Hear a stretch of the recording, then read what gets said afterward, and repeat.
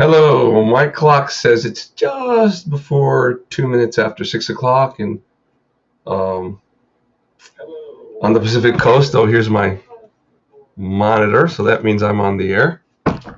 Welcome to the Get More Alpha show. My name is Al Mora. The title of today's show is Bondage, and it's about bonds.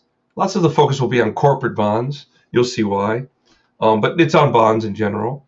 So I have a series. The series is about investing in general. And in the world of investing, there are two classes of investments that are the most important by far classes of investments. That's stocks and bonds. And as you watch the shows, if you watch them, you'll get a flavor for why they are the natural place that massive, many trillions of dollars of capital end up being invested. Okay. They are kind of a miracle of modern economics. And sometimes when you go into the details, you forget to look at the whole planet because you're looking at a little town in the planet. But really, the fact that bonds even exist, that they can get issued, that you can buy bonds, that you can buy them indirectly through ETFs and mutual funds is a remarkable investing opportunity. And so let's get into our presentation. Here we go.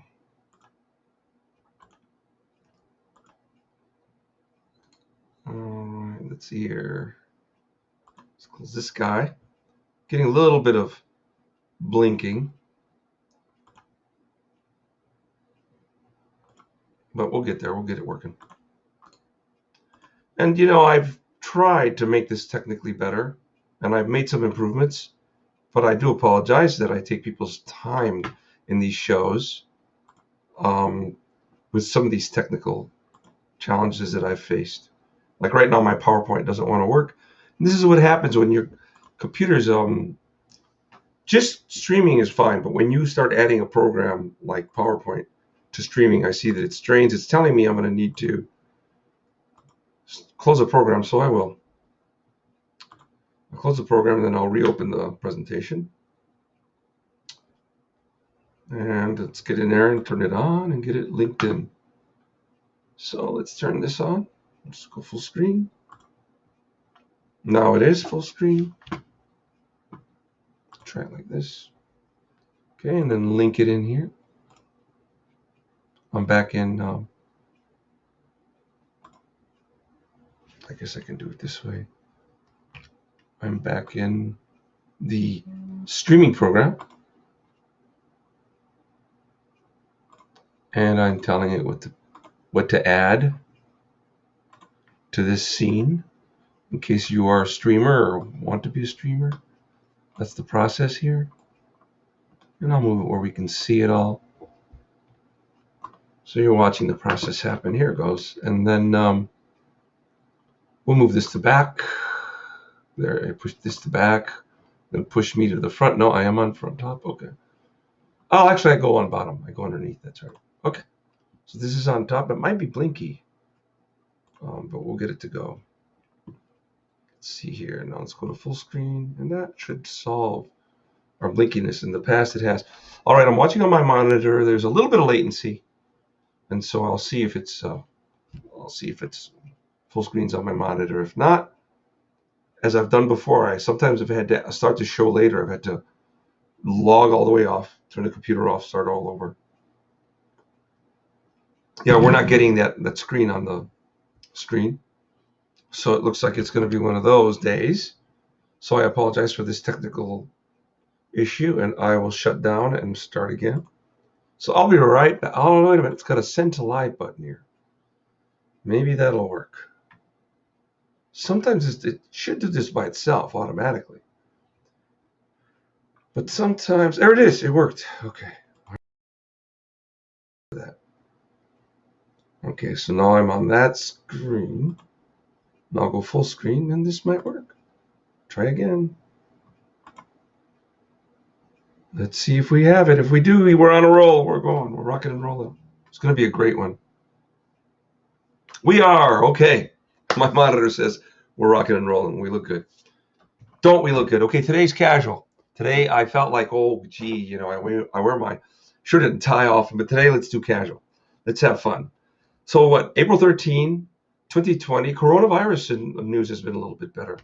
And there's a little bit of that in my presentation. But before I start, I am not a broker, investment advisor, financial planner, investment manager, hedge fund, or investment bank. I do not make explicit investment recommendations. Please consult with an investment professional who you know and you trust before you make any investment decision. So please don't do anything only because I said it. Do it because I said it and because someone else confirmed that what I'm telling you is making sense. 2019 was an extremely special year.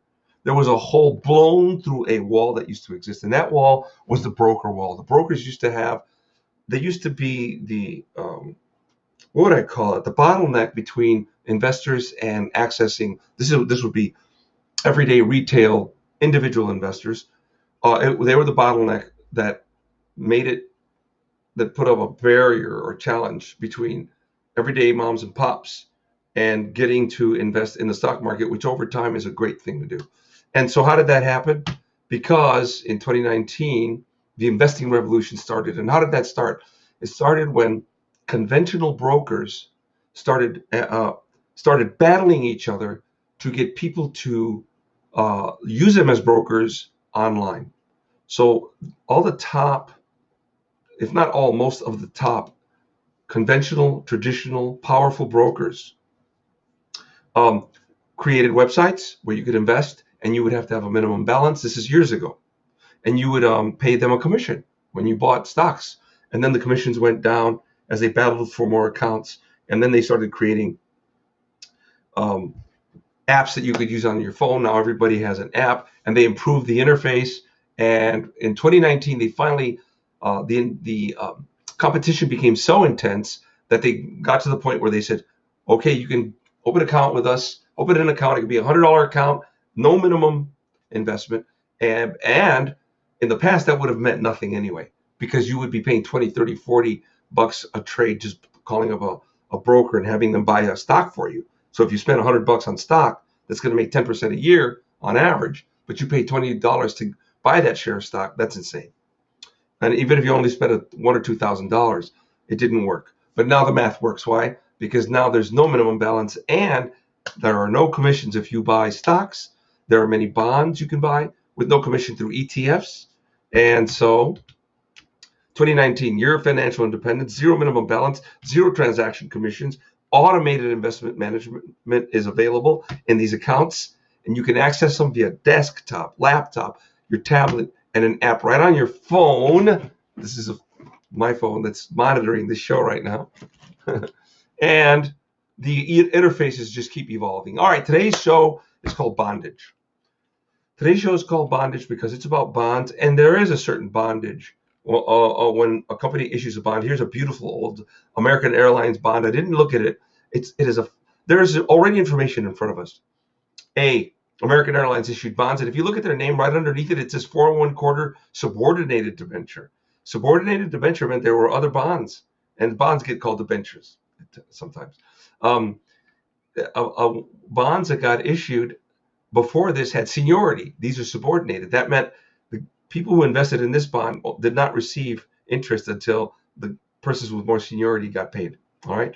And we have more information in front of us. Notice the denomination of this bond is $5,000. And also notice at the time, these were bearer bonds. These were real certificates that you carried around. And right now, if you wanted to have one of these, because everything's really done electronically, if you wanted one of these, you pay $500 to have one of these printed. So they're not very commonly issued anymore, but you can have it issued. Why $500? Because they would have to actually take some image that they created for the bond and get some printer to set up for it and create that bond for you. So it's expensive to create one now because people aren't creating them in mass. Here's our roadmap for today. We're going to get a market update. What's a bond? What are the types of bonds? What are many types of bonds? Bond ratings, interest rates, and bond prices, all connected to bond ratings. What is the Treasury yield curve? How is a bond created? How do bonds fit into optimal portfolios? Those are our topics today. Okay, coronavirus. This is really our market update, all right?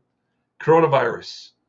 Because the market and the coronavirus are intertwined now every minute, every day. Oh, notice my header is green today. It's this bodacious grass green because I'm feeling baseball-y. I'm feeling Wrigley Field, like the green ivy. Okay, so I got us a green background on our titles. All right. So anyway, our market update really includes a coronavirus update. I kept these separately in the past, but they fit right together. So what I like to point out in this chart is this.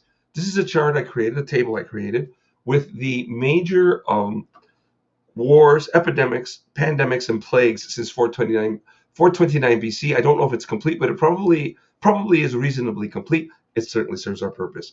The top item is a black plague, and the only items I will point out are just a few on this. The top one being the black plague. Between 1331 and 1353, 1 in 6 human beings living, 200 million human beings died from this plague. 9 million people died per year for 22 years. So we know that we are not in anything like that. I am in no way making a case that coronavirus is not dangerous. I'm making another case, the opposite case. Let's go down and we see that the next worst event on this table was smallpox in the year 541, more or less. 1 in 10 humans died. Keep going. We get to the bottom and we hit coronavirus. So far, 1 in 65,000 humans have died. We are not at the level of influenza back in 2009. 1 in 14,000 humans died from influenza. I had no idea it had been that bad. So that's crazy. 500,000 people died. That's a much larger number. This is around the world. Much larger number than normal. Here are our takeaways from this table. Coronavirus is our most serious crisis since World War II. But fortunately, 1 out of 65,000 people dying is at the bottom of this table. And by the way, how I chose this table was 500,000 people dying or more. That's who's on this table.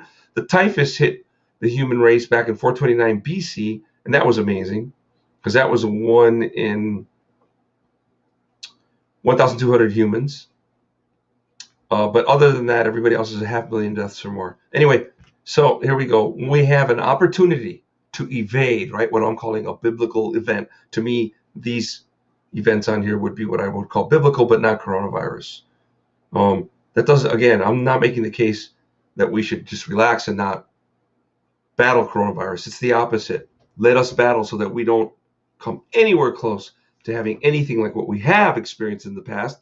The purpose this table serves is to show it can happen if we are not careful. Please be careful. All right. So let's keep up the battle against coronavirus, and thank you to our responders, first responders, second responders, emergency room, nurses, doctors, ambulance drivers, etc. You go to work. We hear every day in the news now that they are perishing as well. And that's a real hero. S&P 500 index since the end of last year. This is a market update. And a lot of the noise on this chart happened because of coronavirus. On the bottom, the red bars are volume. The green and red bars on bottom are volume bars. How much trade occurred that day. The green ones are the volume on up days. The red bars are the volume on down days. Why is that relevant? Well, let's look at the very last bar on the right. We had a down day, but we had very little volume. That suggests that not a lot of people pushed and thought, oh, it's the market's going to go down. So within the last few days, we've had more of an uptick than a downtick, an up sentiment than a down sentiment. So here we go. The all-time high was on February 9. This is all-time high, not just the high on this chart. In the history of the market, it reached its all-time high on February 19, just a couple of months ago, 3 months ago. Where are we? March, April. We're in April, so 2 months ago. All right. But then it dropped 32% on March 20 from that all-time high. Now it has come back enough to where it's down only 18%, okay, as of April 13. Now let's look at some more history so we can get perspective. Way back on October 19, 1987, Black Monday occurred. On one day, it broke the record. The market dropped the most it has percentage-wise in one day. Dropped 21%. When the internet stock bubble burst in 2000, 2001, 2002, the market fell 49% in that period. So that was like a 2.5-year period, was it? March 2001, March 2002, 2.5-year period, 50% drop. Whew. So more than 10% per year, right? 15% per year, something like that. Now, the mortgage crisis, the financial crisis of 2007, 2008, which was really caused by the failure of very poorly underwritten mortgages. Okay. That caused 57% of the market and in a shorter time. October 9, 2007 to October 9, 2008 is 1 year, and then another 6 months or so, 5 months later is a year and 5 months, and it dropped 57%. So that's over 25, that's like 30% per year. Whew. Anyway, the market at this point is down 21%. Did we just say that? Do we have that? Oh, we're down 18%. Okay, well, somewhere in the range. If I'm wrong, I'm wrong. It's okay. So we're down something like 21%. Okay, and here's what I look at: the price earnings ratio, the average PE ratio. I've talked a lot about this in my prior shows. The average PE ratio is 17 times. This is history since 1927, and the price earnings ratio is the price of an average stock in the S&P 500 divided by what it earned the prior year. So a 17-time multiple means that you paid $17 for every dollar that an average stock earned per share in the prior year. I'm going to say it one more time. The price earnings share is the price you would pay on average for a stock that is in the S&P 500. There are 500 stocks, but the average stock since 1927 cost $17 per dollar that it earned in the prior year. That, there's some math you can do, there's some algebra you can do, implies an amount of real growth after inflation. I have shown that in prior shows. 17 times implies 2% real growth of earnings. That essentially says human beings every year get 2% better at producing what they want to produce. That's essentially what it says on average. And it's a little more exclusive than that because it's really those human beings who are involved in every aspect of supporting these 500 companies. So it's not just the employees of the companies. It's not just the managers and shareholders. It's the economy that the companies are in, right? The United States economy. So it's the power of the United States entire economy that sustains these top 500 companies. All right. A little bit more depth of thought than maybe you might normally expect on a show like this, but this is what I love to give you to get your wheels turning, get you thinking. So is that sustainable? Well, by definition, that's sustainable. So we're now going to look at that and see what is our price earnings multiple today. It was 25 times on February 19 when we hit the all-time high. Okay, that's not sustainable. 4% real growth. That's growth after inflation. Means that we would have grown. If we could really do that going forward, we would be suddenly twice as capable at improving. And I know computers have helped, and I know they have increased our productivity. We all know that, but has it doubled it? Feels too much. Feels like a push. Price earnings of 20 times growth, which was March 30, which is about where we are now, somewhere in that range, okay, is probably sustainable, possibly sustainable, but not with coronavirus. Not right now, meaning. To me, the market's high. To me, there's a lot of risk the market will fall more. Then there is possibility that the market will rise before we get out of this. Why? Well, we may see 20% unemployment. We don't know how much work and time and trouble it's going to take for companies to recover, from small companies to large companies to airlines. We don't know what the real social price and tax price and inflation price we're going to pay, because the government is stepping in and they're doing a good job. Government is stepping in to try to protect the government, juggling a lot of stuff at the same time. Buying treasury bonds, buying mortgage-backed bonds, putting money out there for small businesses, giving them loans that they may not have to pay back. When the government starts giving away money like this, literally, and then the central bank is letting itself get very involved by buying a bunch of bonds. When you do that, at some point it stops working. And so is the U.S. government and is the U.S. central bank pushing itself to where we end up paying a price. And if we do end up paying some price, then this multiple of 20 times, certainly the multiple 25 times would not be sustainable, and 20 times might not be sustainable. Okay? Not at first, maybe later. So in this scenario, our investing implications are that if we are a risk neutral investor, now we'd sell some stocks, especially sell some long-term bonds, especially if they're not treasury bonds, sell riskier bonds, buy shorter term bonds. And if you're very risk averse, then sell all your stocks and bonds, buy certificates of deposit, at your own bank. Those are federally insured. And then come back, re-enter the market when the end of the crisis is in sight. And here's a risk return summary. The average individual stock makes 12%, but it has huge volatility. And I always teach this. Forget the 12% the average individual stock earns here where it's green. Remember 10%. It's a rounder number, and it's probably more accurate on average because I took this data from a certain period. On average, stocks earn 10%, but they have something called a volatility. That's how unpredictable they are. And here's what that means. You take your 10% average and add 40% volatility, and you have 50. Or you subtract 10% volatility, and you have negative 30.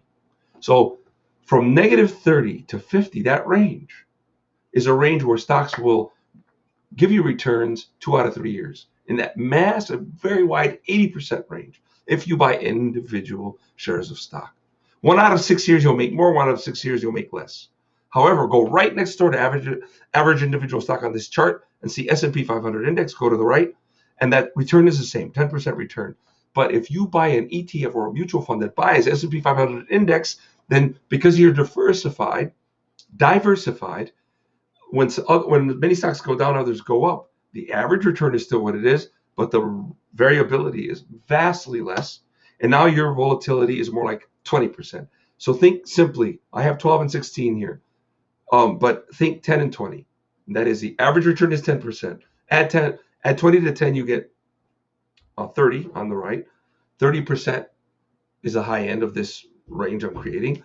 Subtract 20 from 10, you get negative 10%. So that 40% range is the range within which you will have returns 2 out of 3 years. And this is a statistical reality that we learn from statistics, okay? When we measure something called volatility. And this is something I teach in prior shows in more detail. Okay. You can look at this chart some other time to see other classes of investments, how much they earn, how risky they are.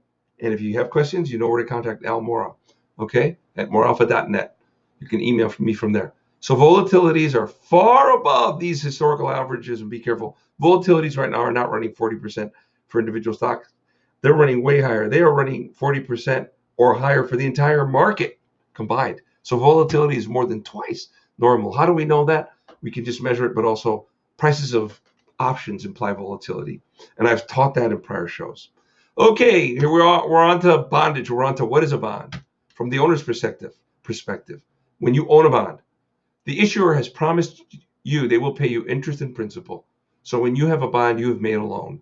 You have made a loan. The issue promises, not promised, to comply with bond covenants. So the bond is issued with a document. I can't think of the word right now, what the document's called. It'll come to me somewhere in the show. And the bond issuer agrees to comply with covenants. What these covenants are just doing is putting limitations on the company to make sure that your bond is a safe investment. So they prohibit a lot of risky behavior. Probably the most important risky behavior that the covenants prohibit is that once you have this bond, that the issuer not go out and get into a lot of other debt so that then they have difficulty paying off their interest in their debts. Bonds have seniority of payment over stock, dividends. So you're more protected, you're higher on the totem pole, and you have what's called seniority over stock. Different bonds can have different levels of seniority. We saw one subordinated bond by American Airlines. That was lucky because, by the way, when I picked that picture for the American Airlines bond, I just threw it up there really fast, and I did not know it was a subordinated bond. That was great. Okay. Bonds play an important role in optimal portfolios. Bonds are something you can transfer. You can sell it when you buy it, and that is amazing. It's amazing that you can go online for free, open an investment account, open an buy shares in an exchange-traded fund or a mutual fund, meaning, and that fund would be a fund that says it buys bonds. Now you effectively own bonds without doing any other work. At this point, you have not spent virtually anything or nothing on commissions, and you're buying a bond issued by a corporation or by an international sovereign, meaning another country, or by the U.S. Treasury. Incredible that you have access to this now. But you do. Okay. You have liquidity. They are easy to buy and sell. It's what I just described. And at a fair price without commissions. And those people in the market where you're selling it don't know anymore that you're a little investor. The way it all works is you're in there. buying virtually at the best price, a price close to the very best investors. The best investors beat us because they're algorithmic high-speed traders who beat us by fractions of a penny all day, every day, and they don't lose money. They just make money. And I wish I were one, maybe. I probably should be one. But I don't know how to program computers that well. And do I want to have a job where I just make money doing that? Maybe the answer is yes. Anyway, you're issued by the bond trustee. What happens is usually banks, especially investment banks, have a division who takes the covenants, takes all of the agreement under which the bond is written, and I can't think of that document. It's not called a bond. I'll think of the word. It ends with URE. Anyway, that document goes to the bond trustee, and the bond trustee is responsible for keeping track of the bonds, that the fact that they got registered, legally created, legally, and making the trustee makes sure people get their interest payments, and in fact, maybe the bank that actually takes the interest payments from the issuer and then gets them to all the investors. That's a mechanical process, and because of these online accounts and all the automation we have, you can do it. You can buy bonds and you can receive interest through your ETF, through your mutual fund that's buying bonds. That's fascinating that structure is in place for you now. Incredible as the internet. Okay, from the owner perspective, when they issue a bond, oh no, we're still on owner's perspective. There's more good news. You have convenient access to legally required reports. When you buy a bond, a publicly traded bond, the company is required to put out reports. I've explained this a lot, especially in my last show called Capital Stock, where I talked about the requirements that are placed on companies who issue stock. The same requirements are placed on companies who issue bonds. Okay? Oh, and here's what I say. The legal protection is like stocks. This is my next bullet point. So you're protected from things like insider trading, market manipulation, and you have the right to make money if the bond gains in value because it's a publicly traded security. You do risk. Here are the red letters. That's the risky stuff. The green letters was the good news. There's a risk that the bond price can fall. Now, if you hold that bond before it matures, then you're protected from that risk. However, if you paid more for the bond than the par value, than the face value of the bond when you bought it, and you hold it till it matures, it'll fall in value, right? But you still might make a lot of money by buying the bond. Why? Because it pays interest. So if the bond falls 1% over 3 years that you own it, you lost 1/3 of 1% per year because the bond value lost, but maybe that bond's paying 5% a year. So if you lost 1%, but you made 15%, 5% per year for 3 years, then you're okay. You don't mind that you lost 1% if you made 15% over 3 years, all combined. All right. Anyway, the price must decline if you buy it at a premium and hold it to maturity. Here's a negative about bonds. They come in large denominations like $1,000, $5,000, but you can buy them indirectly through ETFs and mutual funds, so that's not a problem anymore. But it is tricky because stocks that are denominated typically in low prices like $20, $30. Okay, you do have management and agency risk when you buy a bond. Management could be incompetent. They could lack diligence. They could commit fraud. That could happen. How often does it happen? Almost never anymore in the modern economy with all the protection you have because of the covenants and because the government regulates bond issuers just like they regulate stock issuers. And typically I'm going to say virtually all, if not all, bond issuers are stock issuers and vice versa in the modern economy. Bond market manipulation or malfunction is a risk too. The bond market itself could have a malfunction because it's electronic now. And there could be, some kind of there was once a flash crash where a bunch of value was lost in one day. Okay, bond issuance. Bond, that title wasn't done. Okay, issuer perspective, bond. Let's just do it that way. Okay. And let's get back to our full screen. Here we go. So now, it is very prestigious. Just as it is extremely prestigious to issue stock, it's prestigious to issue bond. Now, there's an important difference, though. When you issue stock, it's called an IPO. When you issue bond, they're not called IPOs. They're just called initial offerings, not initial public offerings. Because even a privately held company, if it follows all the rules and it hasn't issued stock, can issue bonds. So a privately held company that is not public, that is, it has not issued stocks, can issue publicly traded bonds. That company would go through all the rigmarole of issuing stocks and it is a rigmarole.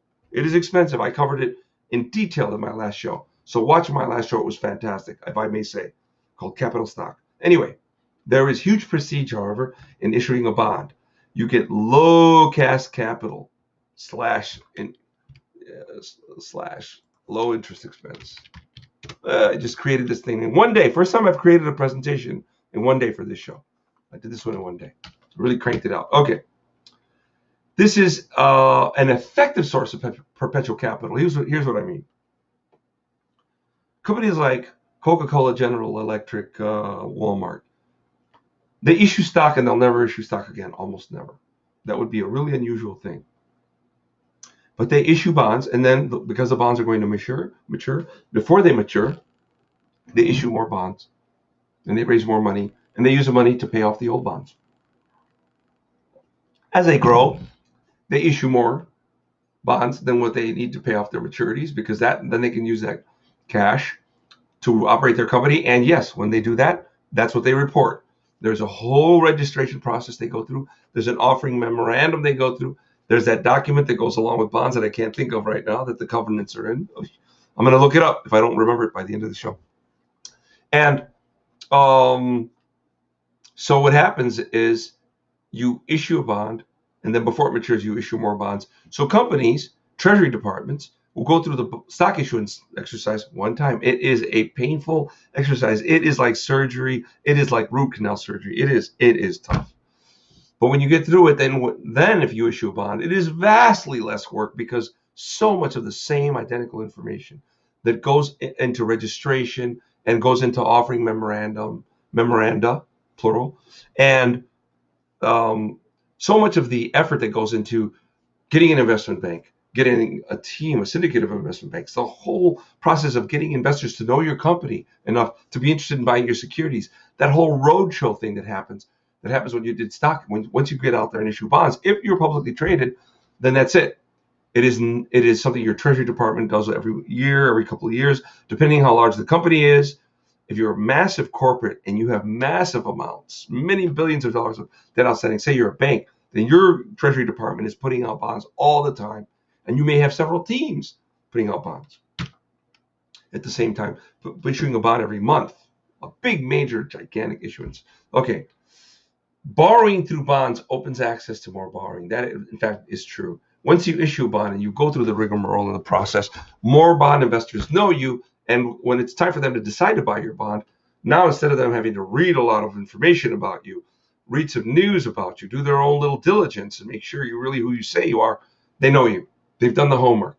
They've already even got you in their portfolio, and they're trading bonds and they're buying stuff. Now bond traders will buy your bond. So you can, once you go again, it's way easier than the first time you issue stock, and way easier than the first time you issue bonds. So again, borrowing opens access to more borrowing if you don't get carried away and borrow too much. So everybody keeps a close eye on your company to make sure you don't do that. Okay, your bond price, just like your stock price, and your bond yield, and we'll get into that, where bond price and bond yield are related, they are the same thing. In effect, opposite sides of the identical coin. Bond price communicates the value of a company, how well it's performing, how competitive it is. Okay. There's a tension, though, that's interesting between bondholders and shareholders. That's not a total tension. To some degree, they have common interest, because if the company does well, they both do well. But when a company is in crisis, because a bond has priority over a stock, now the bondholders don't care about the shareholders. They really don't. Believe me when I say they don't care about them. They shouldn't care about them. And the shareholders are really, really hurt by that. But the fact is, bondholders have priority. They have legal priority. And so once a company's in trouble, bondholders do all they can to take control of the company as much as they can, and as they should, and they're entitled to get their money. So they're higher on the totem pole than stockholders. And hey, bondholders are accountable to the trustee, which is really being accountable to bondholders. The trustee, just like a board of directors represents investors, stock investors, as I taught in my last show, a trustee protects bond investors. Same role, right? Trustees are not on the board of a company. They don't have anywhere near as much influence on running the company until the company's in crisis. When that company gets in crisis, the trustee will get lawyers and will help the bondholders get protection. And it is a real huge legal battle when a large corporation is really having difficulty paying off its bonds. Here's a tragic anecdote recently. Gibson Guitars has filed bankruptcy, and I don't know if they're completely through it yet, because getting through bankruptcy when you're that large of a company with many billions of dollars of debt outstanding, it could take years. All right. And once you issue a bond, just like when you issue stock, you have much, much higher standards for the level of accounting that you have to keep, your reporting, your financial reporting that you have to keep, and how much regulation to which you are subject. Okay. And you are exposed to tremendous government and public scrutiny once you issue a public security, and you didn't have that before you went public. The greatest risk of all is your creditors. When you think you can still get your company going, keep it going, and you want to keep control, your creditors may effectively take it over. Now the stockholders don't get to have it. Management could get kicked out. The bondholders could take control, or the court can take control and then support bondholders. So the court and the bondholders can end up working together closely. Okay, sources of credit. Bonds are part of a company's sources of credit. Oh, I have good news. Quick change of topic. This will be my shortest show that I have given since my first show. They've all gotten long. They've all gone an hour and a half, 2 hours. This one will be shorter. Okay. And that's part of the result of me making myself make this presentation in one day. I didn't let myself work on it for days and days. Another reason is I just recorded a new song. For those of you who know I'm a musician, so for this past week I did that. I created a song and a video. Okay. If you're curious, the name of the song is Electro Merge, and it's on YouTube, Electro Merge, on my webpage, on my Albert Mora YouTube page. Okay, a borrower's credit scores, we'll get into credit scores, and price of credit is based on the borrower's riskiness and the size of the company as well. Those are highly correlated. And that's not a coincidence. Sizes of companies and their ability to issue bonds is very, very highly correlated. And here's where risk and size are correlated. They're negatively correlated, but highly correlated. What did I just say? What I mean is, negative correlation means when one goes up, the other goes down. So to the extent companies are bigger, their riskiness is lower. That makes sense. No company gets really big by being risky and not running itself well. Companies get bigger and bigger by running themselves well and becoming less and less risky, becoming more and more of a solid investment. And so because they become less risky, when they get bigger, then that's the negative relationship between them. However, the correlation is strong. Bigger means less risky. Okay. Early stage sources of credit. Think about where we get money. When we first start a company and it's in a garage, you are Gates and Jobs, and you are in a garage, and you've got some idea about writing some software for these things called personal computers. You borrow money from grandpa and grandma, and who probably are never paid back, and mom and dad and your friends. Okay. Heck, some people borrowed from their own children in some stories I've heard. Okay. But once you're an established small business, you can get a loan from a local bank. You can pay back the family maybe. And you get a medium-sized business, start having millions of dollars of sales. You're going to get a middle market-sized bank that will give you wonderful service, including giving you loans. And if you're a big business, you're starting to get into many millions of revenue per year. You could get a credit line with a large corporate bank, not just the middle market bank. Large corporate banks, they're not convenient. They're not interested if you can only make little loans of $5-10 million, because they really make money from a lot of other services that you get, that they can offer you. Way more services in a middle market bank. Okay, a large corporate bank typically can start giving you the services on foreign currency services and many, many other kinds of services that I won't go into. Someday I'll do a show about investment banking and corporate banking, and I'll get into all the services. I've discussed that a little bit in the past. Here we go. Post-IPO, once you have sales of 100 million, you can get a credit line from a syndicate of large corporate banks, but you haven't issued a bond yet. So this is your sources of credit. Before you were a big company, you just got money from owners and friends, and you dug into your own pocket, of course. And then later, as you establish it, you got money from a local bank. Then you went to a middle market bank, and now you went to a large corporate. Now they know you because they've given you a line of credit, and you started buying.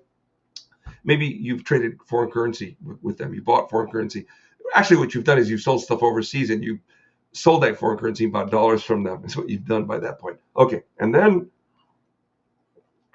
post IPO, you can get a credit line, but now it's a large credit line. Your sales are 100 million. Your credit line is a 10, 20, 30, 40 million dollar credit line, and no one single bank wants to give you a credit line that large. So now they'll get a group of banks, and your lead bank will get them all involved, and you have a credit line like a credit card, and it works very similar to a credit card. But here's how you use this credit line.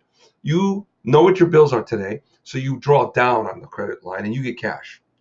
Okay, so you do not have auto pay. Bill pay. Maybe now corporates do. I've been out for 8 years, right? Maybe now they have it, bill pay. But how it worked is the Treasury Department would draw down the cash from the credit facility, credit line, and what the lead bank would do was this: split the loan up among all the banks that were in the facility. The lead bank might have a fourth of the facility. 5 other banks might share the rest of the facility. So they all proportionately lent you money. When you borrowed money, then you went out and you used it. And when you borrowed the money, you can borrow it and keep it outstanding as long as the term of that credit line. So if it's a 2-year credit line, then you can borrow till that date. But let's say a year has gone by. Well, then now you can only borrow under that credit line till that year ends. So that's how those credit lines work. And you refresh those. All right. But you haven't issued a bond yet.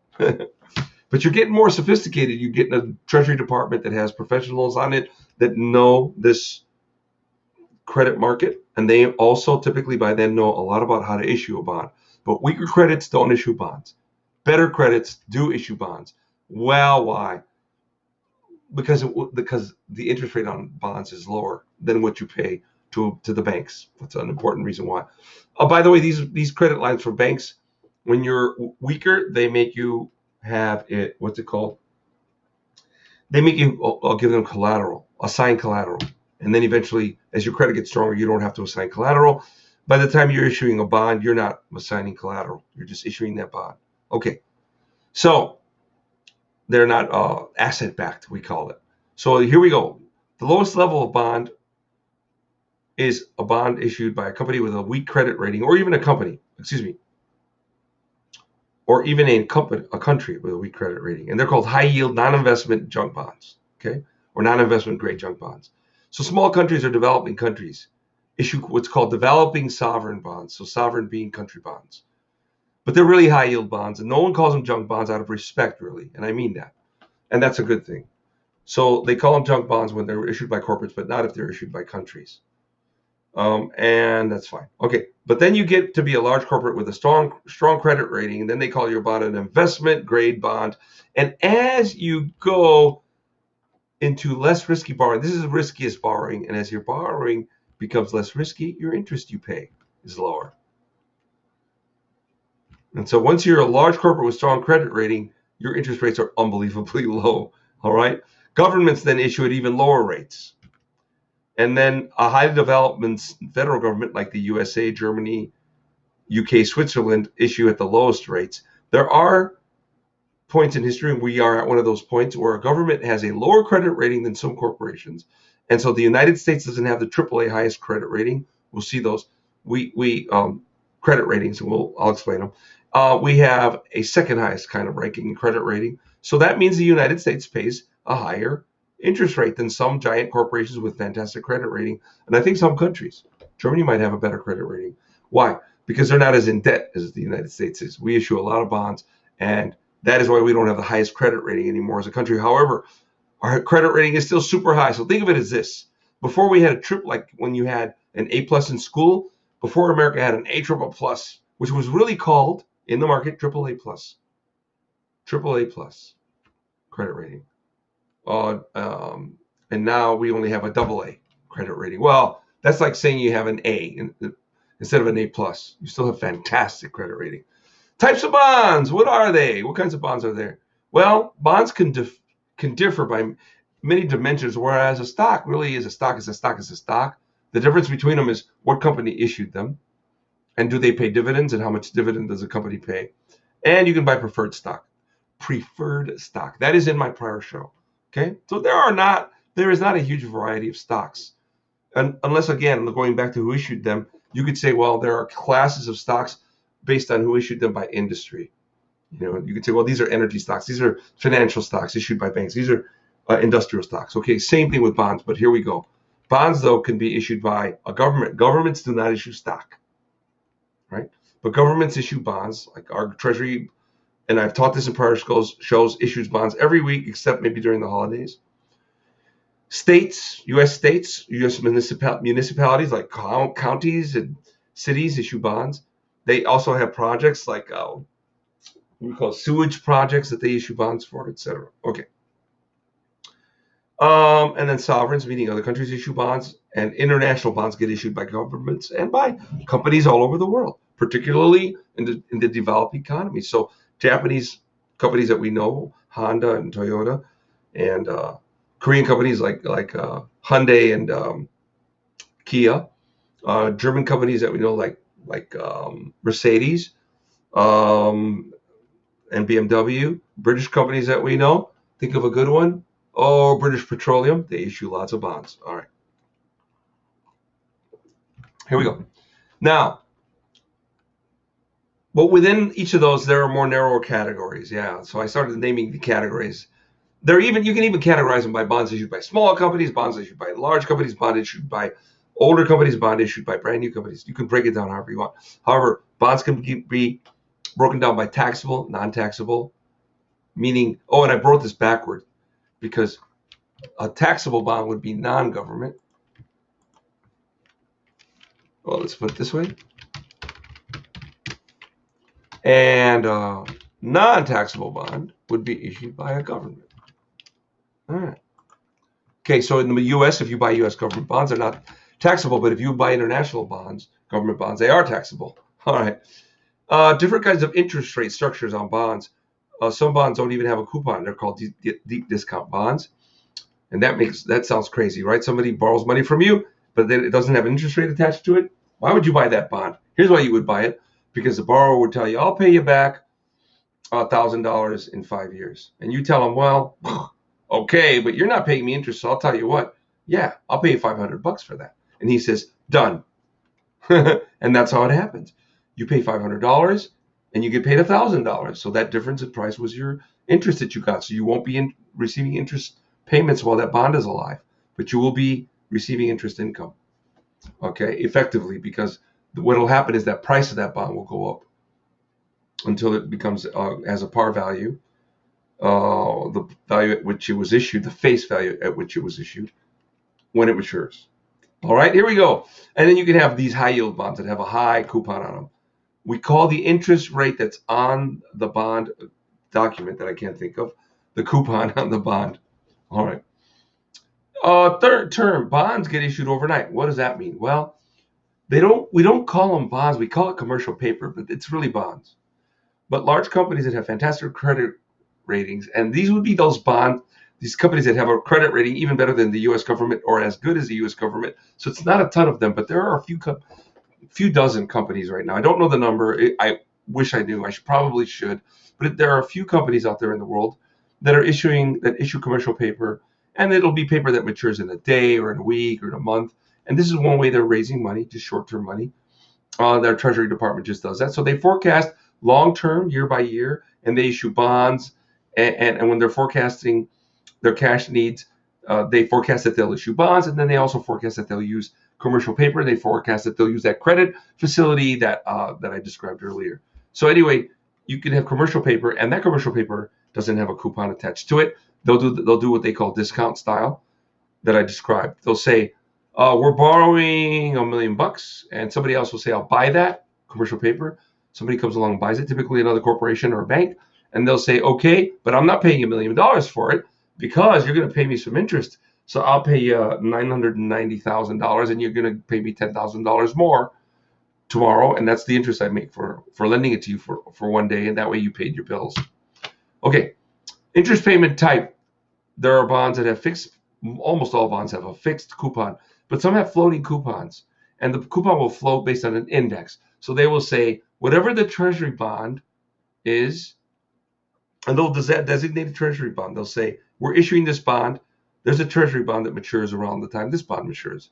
This bond matures in 5 years, and that Treasury bond right there, we'll take the yield of that bond, and we'll add some amount to that yield So if the bond is a treasury bond is yielding 2%, we'll pay 2% more on top of that.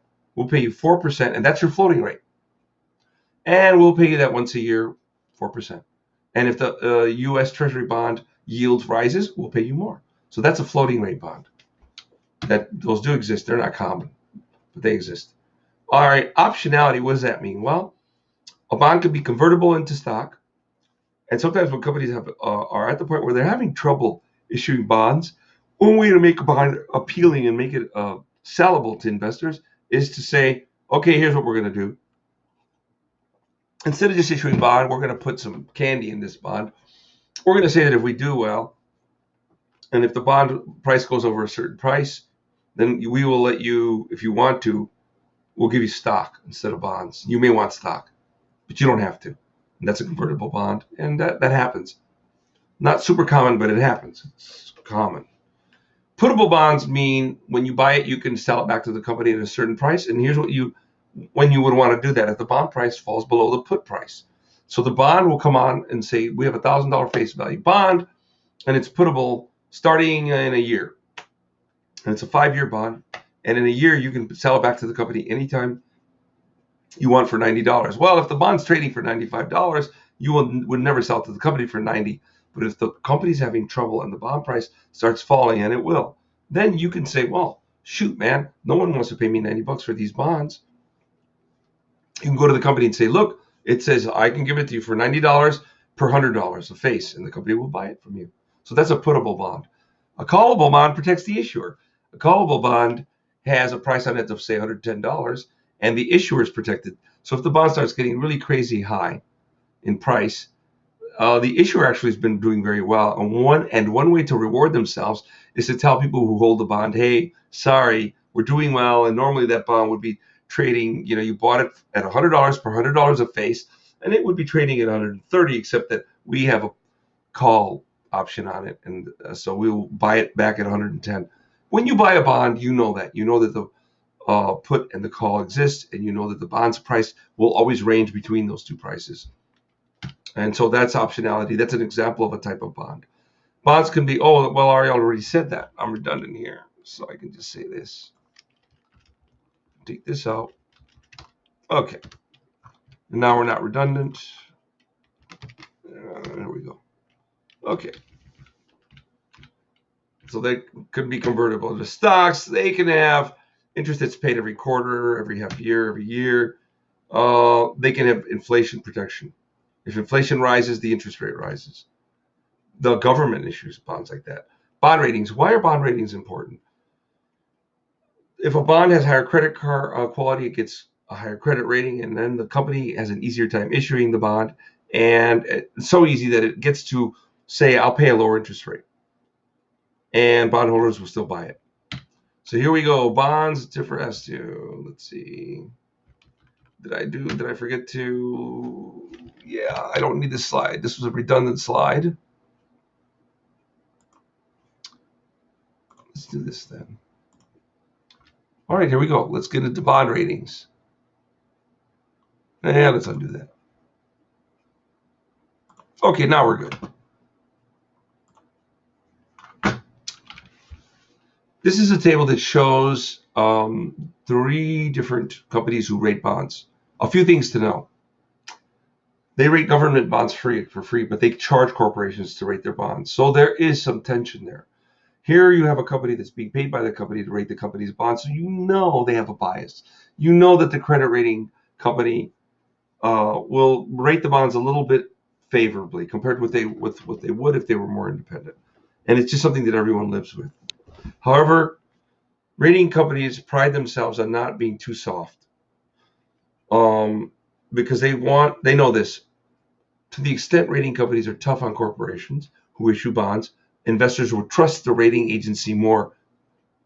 And that way also bond issuers will pay that rating agency more money to get that rating because of the trust that investors have in that rating agency. So there is some virtue in that circle between the rating agency, the investors, and the issuer. Okay, there's a triangle there. The issuer is issuing bonds. The rating agency, to the extent they're tough and they give a tough credit rating, not too easy. They don't make it too easy to get a high rating. Then Investor feels safer because they see the pattern over time. And so Moody's has a reputation. Now let's look at the three on top here. Moody's, S&P, and Fitch are the best known, and they are by far the most popular. And Moody's and S&P are pretty equal. They get the same amount of business, more or less. Fitch is softer, and so they get less business, but they get plenty. They do well. And it's great that there are three competitors in this market. So Fitch does a good job. I know all three companies. I've worked with all three. They all do a great job. And I hold them all in extremely high professional respect and even esteem. I made friends. You make friends when you work with these people, and what an amazing gift to have a career. And so I've said it in many other shows. I'll say it again. I'm a retired investment banker, and you can learn more about me by finding me on LinkedIn. Okay, so when you're an investment banker, you have very regular interaction with credit rating companies, and also I was a treasury officer, and same deal. You're on the phone with these people often. You lunch and dine with them. They know you and you know them. That's an important relationship because that's how you're building trust. Okay, three rating agencies, again, Moody's, S&P, and Fitch. They assign ratings and they give it a description. Let's look at the description column on the right. It's the brown column. So they have these labels that they give bonds, and you don't have to read them all. High grade bonds, upper medium grade. I'm going down. Now go to the bottom. A bond that's failed is in default. Go up a little more. There's default that's imminent. So here's what they do. They give bonds ratings, and they have, rather than give bonds a probability of default, which is really what they're getting at. What's the chance that it'll default? Ultimately, that defines riskiness. But instead of giving them that, because they don't want to get sued, and we get into this, they give them ratings, and then they give the rating a description. Okay. Now let's look at Moody's ratings. No, let's skip Moody's. Go to S&P. They're a little simpler, but they all have the same ideas. Let's go down now a little bit. AAA bonds are the safest, right? So AAA bond, and then AA come next. AA plus, AA minus, and so then it goes down from there. So then you get single A bond, triple B bonds, double B bonds, single B bonds going down, and then C bonds, triple C's and on down. Okay, but that's the long-term bonds. Short-term bonds also have ratings, and that's any bond that matures in less than a year. Okay, so here's what happens though. In credit rating world, when you issue a bond, it's a long-term bond. It keeps that long-term credit rating. But when you issue short-term debt, that stuff gets a short-term rating. Okay. So there it is. Okay. So they assign ratings with description. Long-term debt matures in over a year. Short-term debt matures in a year or less. Research does show that ratings, and especially when you look at the combined ratings of all these guys, they're correlated. And I'll let the bullet. They're correlated. They're fairly good predictors of the probability of default. They are. They're pretty good. But they really should give probabilities of default. They don't do it because they don't want to be sued. On the other hand, some firms, including subsidiaries of rating agencies, because some firms were doing this, were publishing probabilities of default.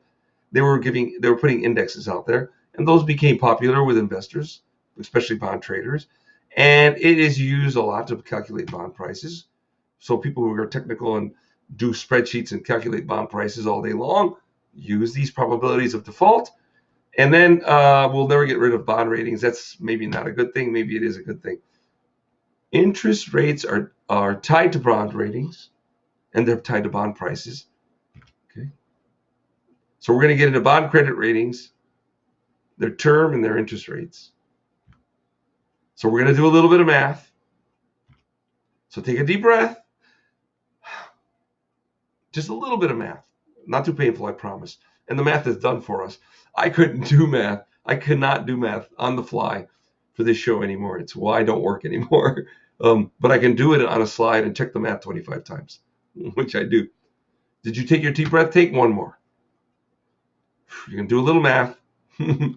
Are we ready to do some math? Oh, surprise. Let's take it even one more step. Here, let's do this. Let's go full screen on this guy. Here's what I mean. Let's have fun. Let's make it wide. And let's make it fill the screen.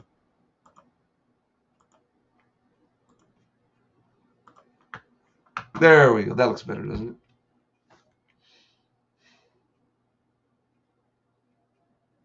All righty, here we go. interest rates and yields. Okay? The interest rate on a bond, or the coupon rate on the bond, is what the bond says it is, like we saw when we saw the American Airlines bond. I think that was American Airlines. Pardon my memory if it was another company. I'm pretty sure that was an American Airlines bond. We'll see it when it comes up. The yield, however, is the effective interest rate that an investor will receive over the life of the time they invest in that bond. So you actually buy a bond with a certain yield that's calculated, but you'd never know what you really got in terms of yield until the day you either the bond matures or you sell the bond. But the yield is the effective interest rate, and I would even say it's the true interest rate that you receive over the life or over the time that you own a bond. So here's some jargon, though. If you pay the face value of the bond, if you had paid $5,000 for that American Airlines bond, you paid face value, that's called par. Jargon 2. Oh, this should say 2. This should say 3. We worked hard getting this ready today, but it's okay. We still like ourselves. All right, here we go. Jargon 2. If an investor pays more than par, they pay a premium. And that's it. Very strictly speaking, the difference between the par and the extra you pay is the premium. Like if you're an accountant, they call that the premium. But we just call it a premium price when you pay more than par in bond trading. And if you pay less than par, we call that a discount price. But if somebody says to you, what is the amount of the discount? That would be the difference between the $100 per face and what you paid. So if you paid $99 for $100 a face, you had a $1 discount. If you paid $4,900 for that bond that had $5,000 a face, you had a $100 discount. 5,000 minus 4,900, $100. Yes, I think I did that right. Here we go. You ready for some math? Take a breath. Say a bond pays 5% interest, okay? That's what it pays. That's what's on the bond document. Oh, man, I can't think of the word. Oh, incredible, because I should have that written huge. It should be a whole bullet point for one side, one word. Oh, my God. I can't think of the word. Okay, if a bond pays 5%, let's say a bond pays, it costs $100, right? That's the face value. It pays 5% interest at the end of 1 year and it matures. That's all it ever does. You could issue a bond like that. People don't bother doing that, but you could, in theory. Let's say also that at the same time, investors are saying that for that bond, they expect to have a 5% yield based on how risky it is and the fact that it matures in a year. If it were riskier, they would want more yield, and if it matured in more than a year, they would want more yield. But for that year and for 1 year, for that bond issued by that issuer, that's what they want. Well, wait a minute. The bond pays 5% interest. So they'll pay $100 for a bond, right? That pays 5% interest because that's how much yield they want. So that's our first example. Well, that wasn't very hard. All right, hang on now. Here we go. Example 2. The letters got smaller. The issuer announces it same issuer, that sales will fall. Oops, they're having trouble. Their sales are going down instead of going up or being steady. Moody's lowers their rating, and investors go, oh, man, you're in trouble. We would not buy that bond unless we knew we could make a 10% yield. But let's say the bond already exists. Okay? Let's say the bond exists, and we have a year before it matures. It was issued whenever, 20 years ago. It exists. It was just the day before it was $100, but now then the bad news came out. So the bondholder says, I'll sell you the bond, or anybody says, I'll sell you the bond. What would you pay? Somebody who owns a bond. Well, here's the formula. You would take the $105 you're going to receive, and you would divide it by 1.10, the 10%. First of all, let's look at the 1 and 1.10. So see, you divided it by 1.1, 1.10. Why did you do that? The 1 represents the first $100 that you invested. So if you only wanted to get back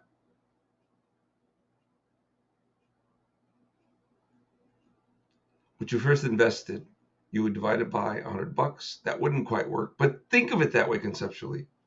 I don't want to confuse you. And the 10 represents 10% yield. No, that's good. You go ahead and think of it that way. 0.1 represents the 0.10. That's right, because then you would be paying 105. That was correct. There's nothing wiggly here. The 1 point in 1.1 represents your principal, but your principal you would pay wouldn't be 100. That's the part that's not right here. That's it. I can take this out. Now it's correct. The principal's not 105. That's what confused me. There you go. Now we're right. The 1 presents the 1 in the 1.1 represents principal you've invested, but the 0.1 represents 10% yield. And by the way, here's why you would pay 105 divided by 1.1. Very important. Because when it matures, it's going to pay $100 plus the 5% of interest. Remember, this bond, we said,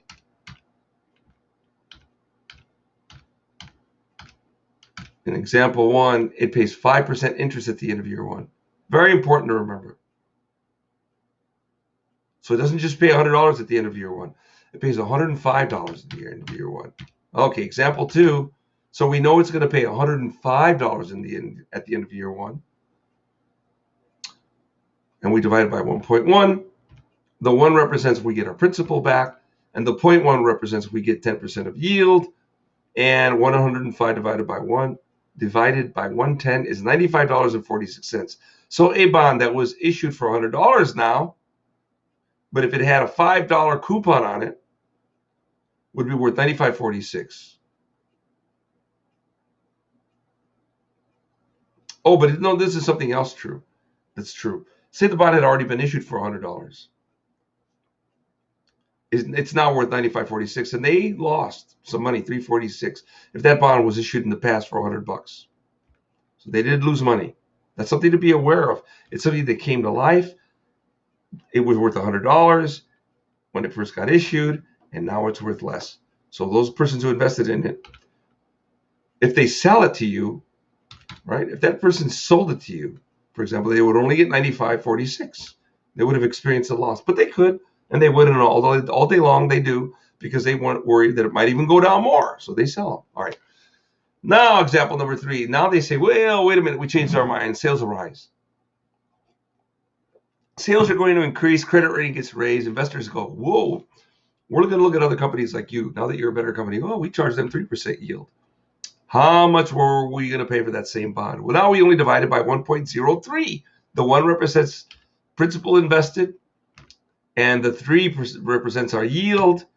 And so $1.05 divided by 1.03 is $101.94, $101.94. So a bond that was issued $100 now worth $101.94, and the holder experienced $100.94 gain. Whoever already held it, if they paid $100 for it. Summary then. Okay, let's summarize all these 3. We have 3, what do we call them, examples? Okay. The bond price gets quoted in price per $100 a face, okay, which is how we've been doing it. So when the yield is below the rate, the price is above par. So the yield was down. Oh, here's what's wrong on this table. This is a 5% bond. Oh, man. So here, I'll wipe that out. Watch this. I made a mistake there. So we're going to write 5%. Let's make it a little bigger. It's for all of them. Let's have fun. So we're going to do it for all of them. And that really works because it really is for all of them. Okay. And we're going to do something magical here. We're going to do it like that. All righty. There we go. There we go. So the rate is 5%, but the yield is 3% in the first example, and the price was $101.94. The yield is the same as the rate on the coupon in the second example. So you get $100. It's worth $100. So there we go. When the yield is below the rate, 3 is below 5, the price is above par. When the yield equals the rate, the price is par. When the yield is above the rate, the price is below par. Pardon my mistakes today. I really was in a hurry. Now let's say we have a multi-period bond. Okay? And a $100 bond pays 10% every year for 5 years. 10% bond now, not 5% bond. Okay, but the yield is 9%. So this bond's trading at a premium because the yield is lower than the coupon. Here we go. When the yield was lower than the coupon, the bond traded at a premium. Okay, so here we go. This bond has a yield of 9%. Bond is trading at a premium. How much will we pay for it? Well, the year one payment is going to be, oh, I did it wrong. Oh, no, I did it right. I did it right. The year one payment, we only get $10. I did it right. $8.92 the second year, but we do it twice. I did this in my prior show. I showed how we discount more than 1 year. When we discount 1 year, we divide by the 1.09, but when we discount more than 1 year, we do it twice. So we take that second year, that payment that comes in 2 years, we discount it a year, $1.09, and we discount it again to today, $8.42.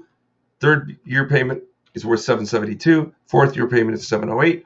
But the fifth year payment includes the $10 of interest, $71.49, and then altogether this bond would be worth $103.89. There it is. So there's a multi-year period bond. Okay, now bond credit ratings and term and interest rate are all very important pricing and yield. So say it again. Bond credit ratings and term, how long they last, affect interest rates, and that's shown on this table. Don't worry about this part that's circled, and ignore that. Let's look at certificates of deposit. This is a bit old because they're lower now.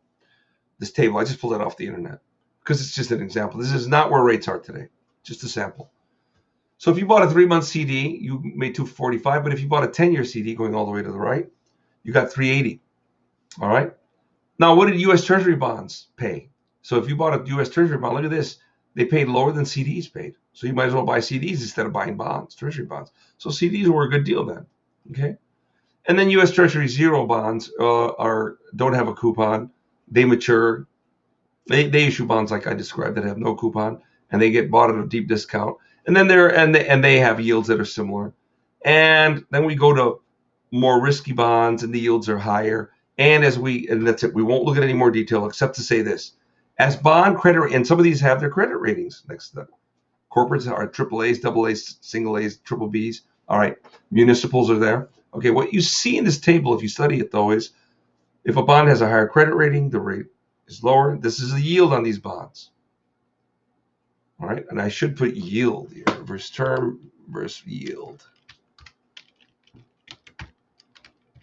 There we go.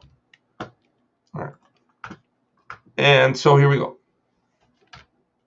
Table reflects yields based on issuer and term, meaning issuer riskiness in term. AA bonds have the lowest. AAA bonds have the lowest yield. I missed that A right there. That's an example. They're the safest. All right. So AAA, like, let's see if that's true. Well, the Treasury still had a lower. Let me think. AAAs, did they have the lowest? 228. Oh, yeah, they did. There's a few anomalies here, but anyway, in general, that's what you expect. The highest rated bonds have the lowest yields. There are what we call anomalies. Those happen in certain market conditions. That's for another day. It's the way they get traded, but this is generally true. Even on this table, it'll be generally true. As credit ratings fall, yield increases, and as term increases, the rate rises too. And I should say yield. I should always say yield here. Yield, yield, yield. Okay. We're learning. We're good. We're fixing it. All right. So there it is. Next, here's a balance sheet. Why is that important? Well, I went into this some detail last show, but here's why it's important here, because we get the debt ratio, which is debt over equity, off of a company's balance sheet. And that was one of those things that the covenants cover. The covenants will say your debt ratio can't be higher than a certain number. So in this case, the debt ratio is how much debt they have. That's $108 billion. This was, by the way, Apple's balance sheet. And that 108 comes from, if you want to stop this and review it. I'm not going to spend a lot of time on it. You would see that the current debt is 16 billion in 2019 and long-term debt is 92 billion. These are on the table. Go to 2019 on the right side. You're going on that side. I'm going on my side. My right. Your right is that way. 2019 current debt is 16 billion. Go down a few numbers and you'll see the number 92. That's long-term debt. Together they're 108 billion. And then you divide it by that plus equity. Equity is 90 billion. Further down, way toward the bottom. So if you add debt and equity, you get 198 billion, and that's 54% debt ratio. So this is one of the ratios that get used by the credit rating agencies to determine how risky you are. And then here we go. My buddy Aswath, who is a teacher at New York University, did this on the internet. I found it today, and it shows something. Bond ratings. It has a lot of other information we don't need. Don't worry about it. But it has bond ratings. Okay, as bond ratings go down, bond yields go up. So here are the bond yields. He calls that a pre-tax cost of debt in this table. That's the bond yields. Okay, and it's for some period in the past. Doesn't matter when. It's not accurate to today. It just shows the pattern that at some point in the past, these were the rates that Aswath found on. Either he found them as of that day, or he took an average, historical average. And your after-tax cost of debt is surprisingly low for corporations. Yes, that's right. Corporations have great credit worthiness. That's it. So you will learn about interest rates and bond prices. Okay. Now you're going to learn about the Treasury yield curve, and we're getting in toward the bottom here, getting toward the end. Here we go. So this is a Treasury yield curve. I'll explain what it is. A Treasury yield curve is a line drawn like these lines. These are 4 yield curves. And the line is drawn by connecting dots. And the dots are what the yield is on a Treasury bond, U.S. Treasury bond, based on how long it is until it matures, based on its term, based on its maturity, based on its remaining life. All of those mean the same thing, okay? So let's look at the red line for a second. On July 10 of 2000, 3-month bonds were, U.S. Treasury bonds were yielding over 6%. You see that on the red line, how it's above the 6% point? 2-year bonds were yielding a little more. 5 years were yielding less. 10 years were yielding less. 30 years were yielding less. And this is something interesting. Yield curves tend to forecast how interest rates are going to go. And there's a lot of math that you can do that gets pretty darn precise. So this yield curve falling was predicting rates would fall. And look, by 07, they had fallen. By 011, that's the orange line. By 011, they had fallen. But now, by 011, that yield curve is pointing upward. That's predicting that rates will rise. And by 018, rates had risen on the short end. So the yield curve ends up being an important economic measure. So that's fascinating that you have a government issuing bonds, but now an entire economy's behavior is being forecast by looking at that yield curve, including its inflation. So here we go. U.S. Treasury yield curve shows the rate the U.S. government pays on the debt it issues, given the term. The chart has a yield curve on 4 dates from 2000 to 2018. The yield curve changes over time. High rates imply the economy is expected to get stronger and it could cause inflation. That's what high rates mean. Whether the whole curve is high or whether the curve is tilting higher. That's what high rates mean.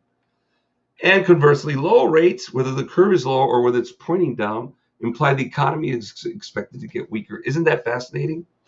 All right. And the yield curve is at record lows today. And here's the yield curve now. But it is pointing upward. So that means yields are expected to rise. But even though it's pointing upwards, look, even the highest yield on this yield curve right now is only 1.4%. So yeah, here's what this is saying. Interest rates are expected to stay very low and very slowly only rise a very little bit. That's what this yield curve really is saying. Because it doesn't almost rise at all for the first 2 years. It rises somewhat to only 1% after 20 years. And the highest it gets is only 1.4%. Okay, and as of to the 13th, which was today, that's where it is. It says it's just really, really low. So this was on the U.S. Department of Treasury's website today. The U.S. Treasury yield curve has recently been at all-time record lows due to coronavirus. Okay, and when investors around the world feel unsafe, that's what they buy. It's another important dynamic. The yield curve not only is saying what could happen in the economy, it is communicating how safe people think that it is as an investment around the world. You know what else? The government, well, it's saying the government is trusted, which is a way of saying that Americans are trusted. And it also says we have a strong economy, and it also says the dollar is stable. All those things, all that information is contained in this yield curve, and that's why the yields are so low on treasury bonds. So the world is saying, we trust you. Everything else is scary. We're dying, and other companies might fail, right? Companies might fail because the economy is weaker. But we know one thing. We believe that you will be able to pay your interest and your maturity. You're the United States of America, the most spectacularly successful economy by far in history. All right? We are the economic miracle in all of history. We still are. There have been other economic miracles, but they are micro and mini miracles compared with the United States of America. All right? It's amazing. I happen to be born and raised here.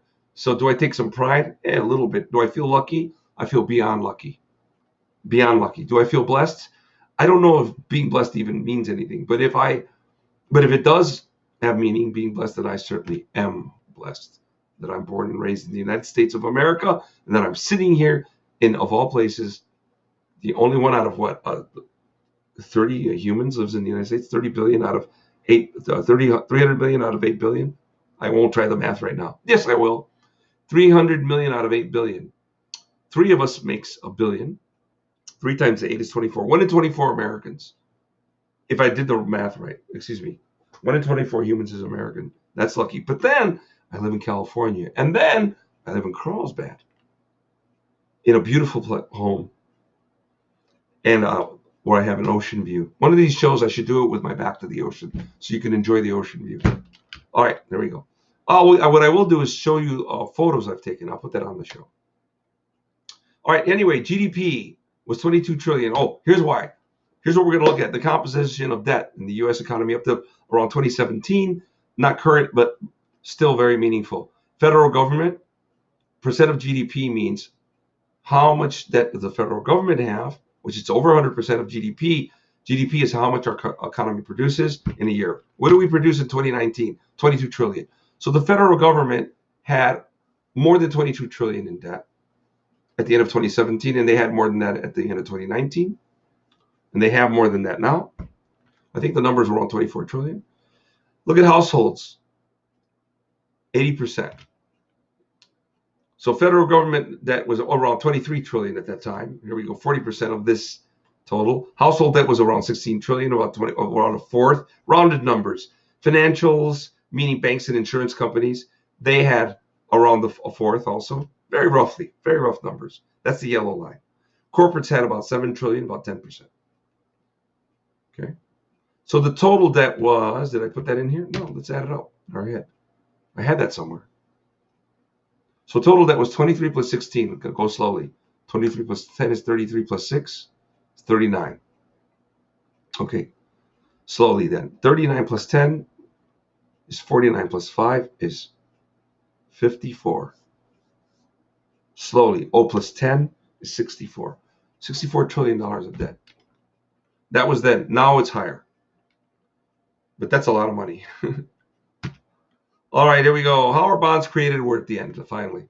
Here we go. The candidate who wants to issue a bond finds an investment bank underwriter, and they get the bond underwriting team, and they write a calendar of tasks. And I went through this in more detail in the last show because these steps are the same when you issue stock and you do an IPO. But here we go. How do you create a bond? You create a calendar of tasks, and this process takes 4 months, 6 months, somewhere in there. Here we go. You create a calendar of tasks for the company, for the investment bank, all the lawyers involved, because you have investment banking lawyers involved that help to write up all the docs. Company lawyers get involved, and then independent lawyers hired by the company get involved. Okay. You have accountants involved, both the company's accountants and independent accountants. Typically, the company that audits the auditor, the accounting company that is the auditor that audits the company typically is involved in this process, but it could be a different auditor as well. And then you get the market alerted that where you're going to list. Here we don't have that. Well, here the listing market is involved because things are getting listed on exchanges that are electronic. So yes, they do. So everybody's being notified. If it's the first bond issuance, you create your first public style financial statements, and that's a massive undertaking. But that would be also if you've never issued stocks. Then you got to issue these public style financial statements. So if you're, it's the first, I would say, public security issuance.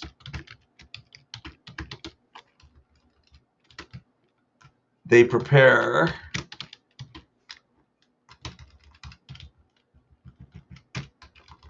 public style financial statements, and that is a massive undertaking. Okay. And then the iBank guides a candidate writing his preliminary offering memorandum called red herrings. They resemble the 10K. The 10K is the annual report. It's got an amazing amount of information in it, typically over 200 pages long. It has financial statements in it. All of that is in the 10K. That's the annual report.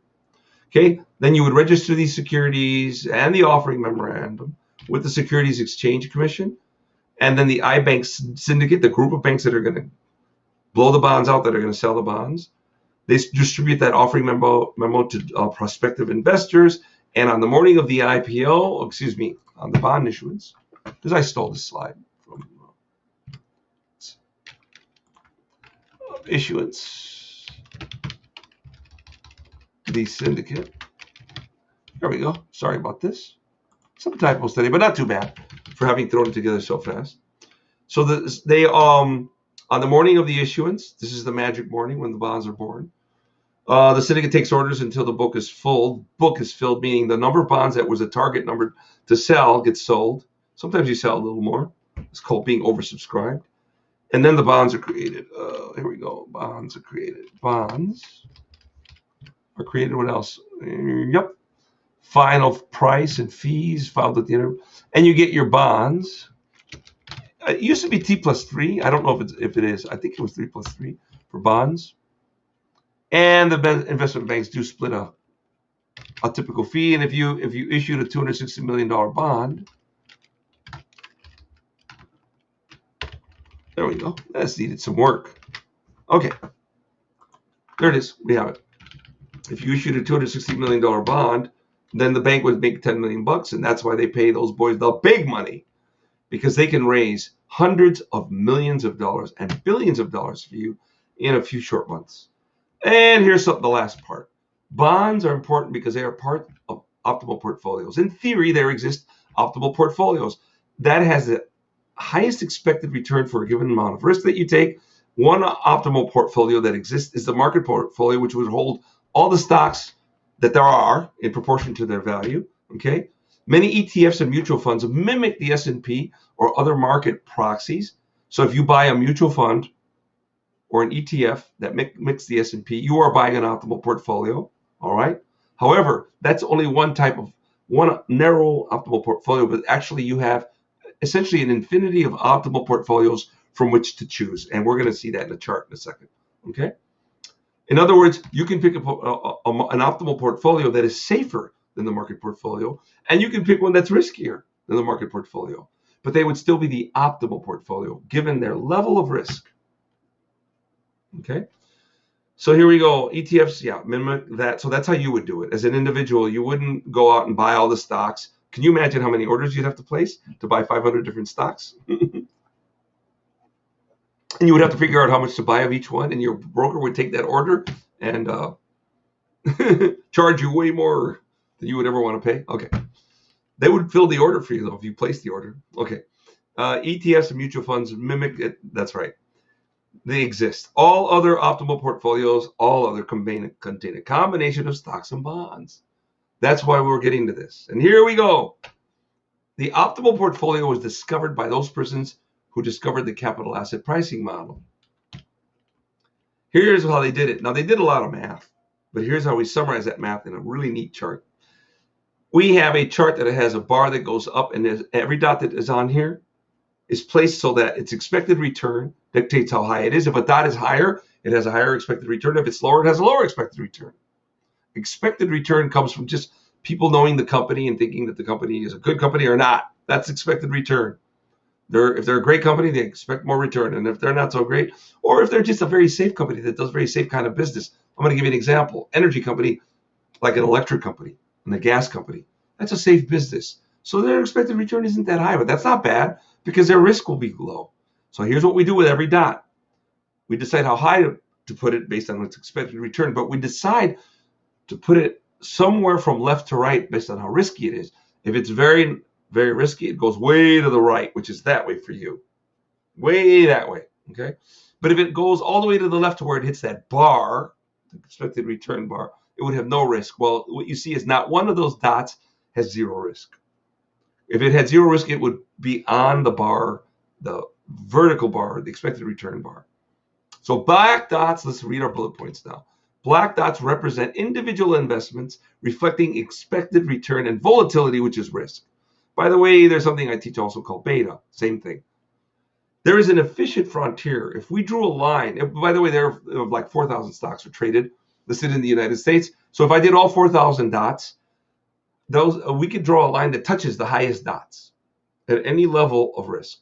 And that would be the efficient frontier. So you would see dots filling up the whole space under that blue curve, all the way up to the blue curve. Okay. This is what academics did when they got all these actual expected returns and risk. They drew the chart. There is a risk-free asset, though, whose risk and return would lie on that line because it would have no risk. That's a bond. That's usually a treasury bond right there. You see it popping up? The green dot represents a risk-free asset usually considered a U.S. Treasury bond. Some people actually consider it the shortest term, the 1-year U.S. Treasury bond, or even the 3-month bill, the shortest term U.S. Treasury bond, as a risk-free asset. So the red line, there's a red line in theory that touches that risk-free asset that we can lean on the efficient frontier. And here's what academics figured out. Here's where the magic starts to happen. So they just drew this line, right? They drew the line. Then they did some math to see how the line touches the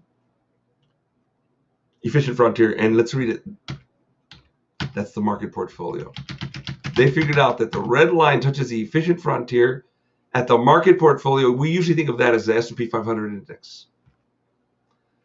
So that red line is called the optimal portfolio line, security price line, see the box, or capital allocation line. Efficient portfolios combine the market portfolio with the risk-free asset. Now follow me and we're done. Okay, this is it, we're done. If you were very, very risk averse, you would just buy the risk-free asset and you would have an efficient portfolio. But if you wanted to make a little bit more money, you would start buying the market portfolio, and your portfolio's risk and return would lie on the red line. It would have to. And you would get, as you buy more of the market portfolio, notice the red letters too. See the red letters that say market portfolio plus risk-free asset up there in the chart? So now you don't just own the risk-free asset, you're on the red line and you're following the red line. And here's something beautiful about the red line. That red line always is above the blue line. Cha-ching! You got yourself a Nobel Prize because you thought of that. You figured out a way to build optimal portfolios. To their credit, the persons who won the Nobel Prize figured out that if you combine the market portfolio with a risk-free asset, you are buying an optimal portfolio, and no one had really clearly figured that out. There was a lot of intuition, and smart investors were doing that, but they didn't know exactly why it worked or if it would always keep working. Maybe they just thought they were smart, or maybe thought they were lucky. Now, if you keep going up that curve, here's what you can do on the red line. Once you hit the market portfolio, you're not buying any more of the risk-free asset. You are 100% invested in the market portfolio. But here's what you can do. You can buy stock on margin. You can borrow money and keep buying more of the market portfolio. And then you're above the market portfolio on the red line. And same idea. You're above the blue line. So the one way to have a market portfolio is to borrow money inexpensively as possible and buy stocks. William Sharp, let's look at the last bullet point. William Sharp, and I say that over here in orange on the right. The market portfolio was borrowing money. That's called margin trading. When you set up that account that I told you about, you can tell it when you buy a stock that you want to buy it on margin, and it will lend you the money to buy the stock, and it will charge you interest for borrowing that money as long as you have enough cash in your account to cover the credit. That way you can use cash for other things like stocks. Okay, so William Sharp, Harry Markowitz, and Merton Miller received the 1990 Nobel Prize because they developed this capital asset pricing model. In the 1960s, we're done. That's the end of the show. Let me get back to my main screen, and say hello and goodbye. All right. This was an hour 35-minute show, and it was the shortest show I've done in a long time, and I'm glad. And I'll try to make it even shorter next time. And I created it in one day, so I'm quite pleased with myself that I created it in one day. I am Al Mora. This is the Get More Alpha show, and watching it gets you more alpha. I've taught this in other episodes. Alpha actually measures whether you actually outdid that optimal portfolio. So what alpha does is it's a financial measure that says how much risk did you take, how much did you expect to return taking that risk, right on that optimal price line. And then it says if you did better than that, every little bit that you did better than that is your alpha. So if you did 1% better than that, you have 1% of alpha. If you have 3%, but if you did 3% better than that, you have 3% of alpha. And if you are a highly skillful investor who beats the average, you end up with positive alpha.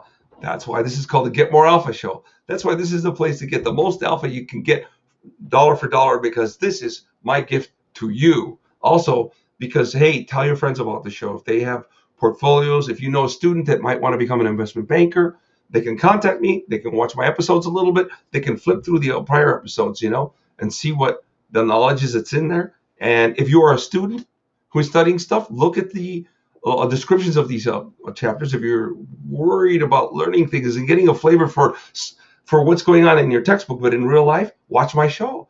My show is real life. This stuff is somebody coming from someone who sat on the trading floor at an investment bank and who has transacted in many hundreds of millions, actually in many billions of dollars of currencies, of bonds, of stocks, and of derivatives, of currency derivatives, and in bond derivatives called swaps. So this is a fantastic source for you. If I may say, have a great rest of your day. Please be very safe. And I will see you next Monday with another great Get More Alpha show.